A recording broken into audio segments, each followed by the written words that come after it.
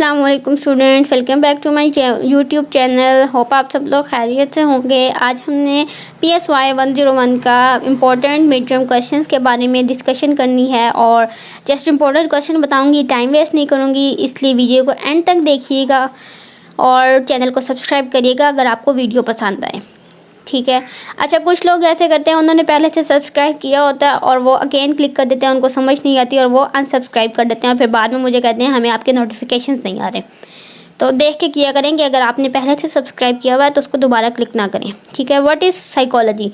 Psychology की definition सबसे पहले, जो कि बहुत इंपॉर्टेंट है, बहुत ईजी सी डेफिनेशन बताई हुई है, फिर इसको छोड़ दें, स्किप कर दें। ऑब्जेक्टिव्स बताए हुए हैं आपको जो कुछ इंपॉर्टेंट नहीं है। ठीक है। फिर आपको एरियाज़ बताए हुए हैं कहाँ कहाँ जो है साइकोलॉजी को चूज़ कर सकते हैं, तो ये भी इम्पॉर्टेंट नहीं है। ठीक। देन हमारे पास डेफिनेशन दे दी है साइकोलॉजी एक और कि क्या चीज़ है, बिहेवियर, मेंटल प्रोसेसेस है। ठीक है। गोल्स ऑफ साइकोलॉजी दिए, ऑब्जर्वेशन, डिस्क्रिप्शन, अंडरस्टैंडिंग, ये इंपॉर्टेंट है। ठीक है। उसके बाद जी हमें बताया है स्कोप ऑफ साइकोलॉजी। ठीक है। स्कोप क्या है साइकोलॉजी की? अब इसमें जो पॉपुलर एरियाज बताए हुए हैं, इसमें से सिर्फ दो एरियाज इंपॉर्टेंट है, एक क्लिनिकल और एक फोरेंसिक।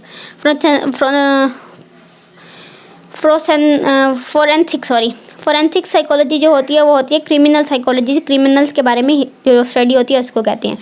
आगे जी इसकी शुरू हो गई है history of modern psychology. PSY 101 जो है वो बेसिक है। आगे जो आप जितनी बुक्स पढ़ेंगे उसमें सब कुछ यही डिस्कस होगा। ठीक है। अच्छा, ये जो छोटी छोटी बातें हैं कि ना, ये जो डायलॉग्स बोले हुए हैं जिस साइंटिस्ट ने बोले हैं, ये लाजमी याद रखिएगा कि किसने बोले हैं, क्योंकि ये MCQs में हम लोगों से पूछ लेते हैं। ठीक है। उसके बाद हमारे पास चैप्टर नंबर 2 में कुछ भी ख़ास नहीं है। फिर हमारे पास आता है जी ग्रीक फ़िलासफ़र आते हैं। ग्रीक फ़िलासफ़र में हिपोक्रेट्स है।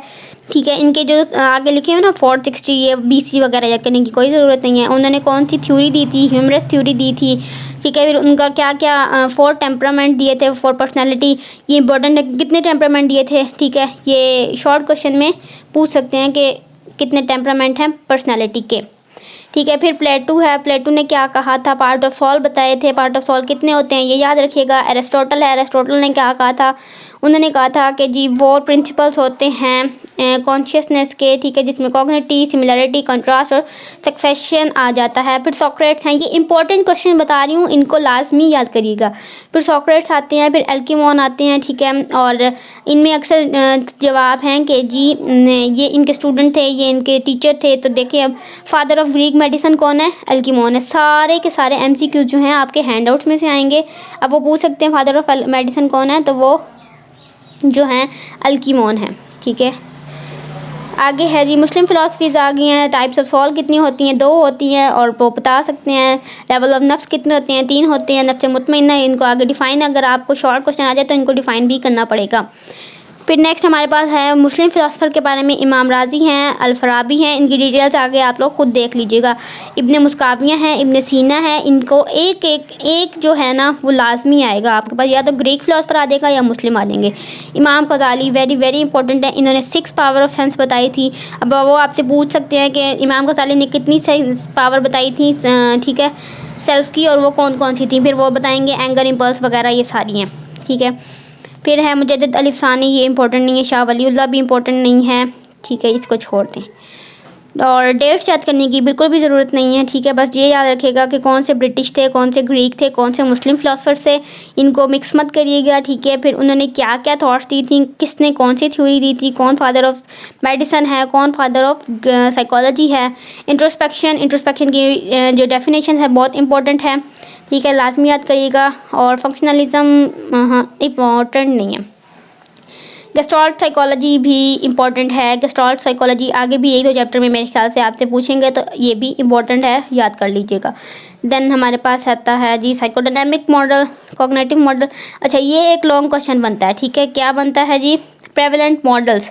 आपको गेस्टाल्ट साइकोलॉजी में ये मॉडल्स पढ़ाए हैं, biological model, psychodynamic, cognitive, behaviour. अब आप लोग कहेंगे कि जी ये टीचर ने नहीं बताया कि ये इंपॉर्टेंट है, लेकिन ये इंपॉर्टेंट है क्योंकि ये सारे गेस्टाल्ट साइकोलॉजी में आती हैं।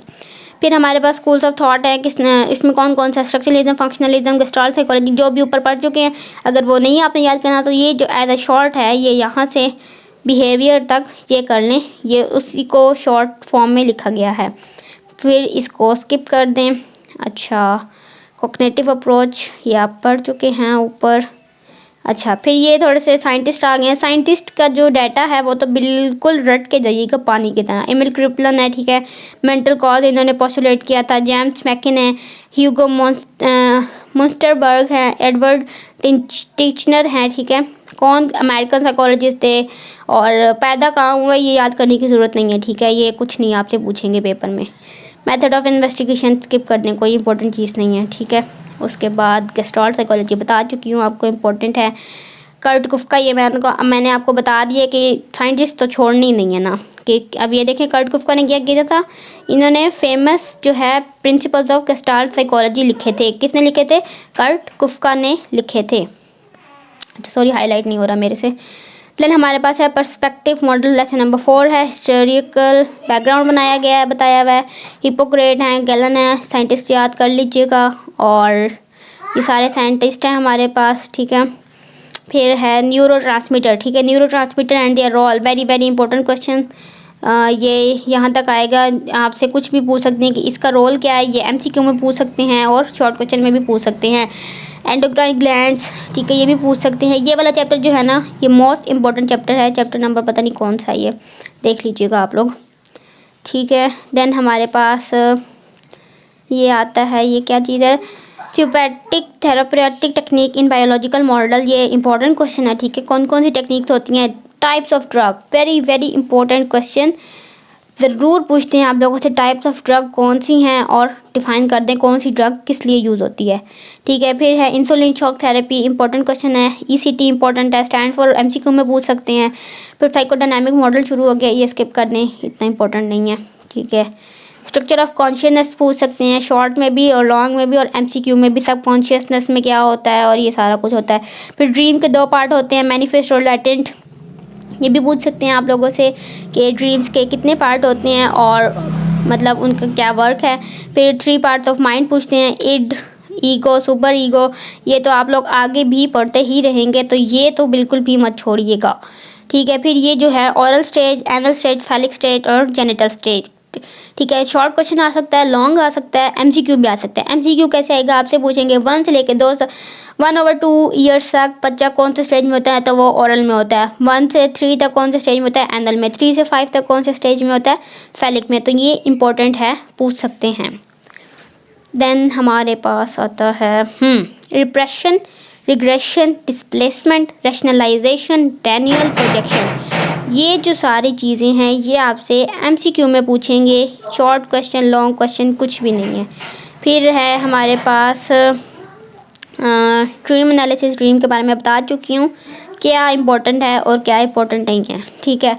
उसके बाद हमारे पास है जी, ये भी छोड़ दें, इंपॉर्टेंट नहीं है। अच्छा, टाइप्स ऑफ कॉन्शियसनेस, पहले हमने पढ़ा था टाइप्स ऑफ कॉन्शियसनेस, अनकॉन्शियसनेस पढ़ा था हम लोगों ने सारा, ठीक है। तो अब टाइप्स ऑफ अनकॉन्शियसनेस पढ़ना है। पर्सनल है और कलेक्टिव है, 2 इसकी टाइप्स हैं, ठीक है। फिर आर्ची टाइप ये नहीं है इम्पोर्टेंट। देन आगे चलें, न्यूरोसिस, बिहेवियरल अप्रोच, इसमें क्या चीज़ है, बेसिक टर्मिनोलॉजी, हाँ बेसिक टर्मिनोलॉजी। इसमें जो stimulus, response, environment, variable learning, सारा कुछ एमसीक्यू के लिए इंपॉर्टेंट है। शॉर्ट नहीं आएगा इसमें से, ये छोड़ते जाएं, इसमें कुछ भी चीज़ नहीं है, बहुत आसान है, ठीक है। इवन पावलोव हैं, ठीक है। ये कौन है जी, पायनियर ऑफ क्लासिकल कंडीशनिंग है, एमसीक्यू में पूछ सकते हैं आप लोगों से। और इन्होंने क्या किया, इन्होंने डॉग के ऊपर एक एक्सपेरिमेंट किया था, ठीक है। वो आप लोग नेक्स्ट अपने कोर्स में पढ़ेंगे, नेक्स्ट सेमेस्टर में पढ़ेंगे। अच्छा, उसके बाद ये आपसे पूछ सकते हैं अनकंडीशन स्टिमुलस, अनकंडीशन रिस्पॉन्स, इनके स्टैंड फॉर, ये सारा कुछ एमसीक्यू में लाजमी पूछेंगे। देखें एमसीक्यूज आपके सारे इसी के अंदर से कवर हो रहे हैं। देन हमारे पास है एप्लीकेशन ऑफ क्लासिकल कंडीशनिंग, ठीक है। ये आपको बताया नेगेटिव रिस्पॉन्सेस कौन से हैं और पॉजिटिव। अब वो कह सकते हैं आपसे फियर्स कौन सा रिस्पॉन्स है, ठीक है। तो ये नेगेटिव रिस्पॉन्स है। फियर ऑफ लिजर्ड है, डार्क प्लेसेस है, फोबियाज होते हैं डिफरेंट किस्म के। तो ये आपसे एमसीक्यू में पूछेंगे। अब आप लोग कहेंगे जी हमने तो ये पढ़ा ही नहीं, आप लोग कहेंगे कि हमें तो ये समझ ही नहीं आया, पता नहीं कहाँ से आया, पता। ये सब कुछ आपके हैंड आउट में मेंशन है, ठीक है। नेक्स्ट हमारे पास ये नहीं है। अच्छा, ह्यूमनिस्टिक अप्रोच आ गया है। अच्छा, इसका डिफरेंस भी आ सकता है, ह्यूमनिस्टिक वर्सेस साइकोडायनामिक अप्रोच। इसमें आपके पास गेस्टाल्ट साइकोलॉजी इंपॉर्टेंट बता दिया है मैंने आपको। Humanistic psychology, psychodynamic psychology, behaviourist approach, मतलब ये सारे क्वेश्चन इंपॉर्टेंट हैं। ठीक है, फिर कॉरल रॉजर तो बहुत ही इंपॉर्टेंट हैं हमारे पास साइंटिस्ट। इन्होंने क्या क्या किया था। ठीक है, रॉजर ने 3 क्वालिटीज़ बताई थी थेरेपीज़ की, कॉन्ग्रुएंस, एम्पैथी और रिस्पेक्ट। ये भी याद कर लीजिएगा। देन हमारे पास ये नीड्स की कैटेगरीज बताई हुई हैं, इंपॉर्टेंट क्वेश्चन है हमारे पास। कॉग्निटिव अप्रोच भी इंपॉर्टेंट है, वर्जिस कंप्यूटर करने की ज़रूरत नहीं है। देन है cognitive approach emphasises on thoughts. अच्छा, ये छोड़ दें। अच्छा, नेक्स्ट हमारे पास है chapter number 8, scientific nature of psychology. अच्छा, इसको छोड़ दें। Types of observation, important question है हमारे पास। और types of observation with intervention भी इंपॉर्टेंट क्वेश्चन है। ठीक है, उसके बाद step involve in conducting research, ये पढ़ भी लीजिएगा ताकि आप लोगों को समझ भी आ जाए। ठीक है, अनऑब्स्ट्रक्टिव मेजर्स ऑफ बिहेवियर इंक्लूड। ठीक है, ये है important. Next lecture number 9 start हो गया है। इसके लिए मैं पार्ट 2 बनाऊंगी क्योंकि वीडियो लॉन्ग हो जाएगी और फिर आप लोग बोर हो जाएंगे, इसलिए नेक्स्ट वीडियो में मिलेंगे। टिल देन अल्लाह हाफिज़।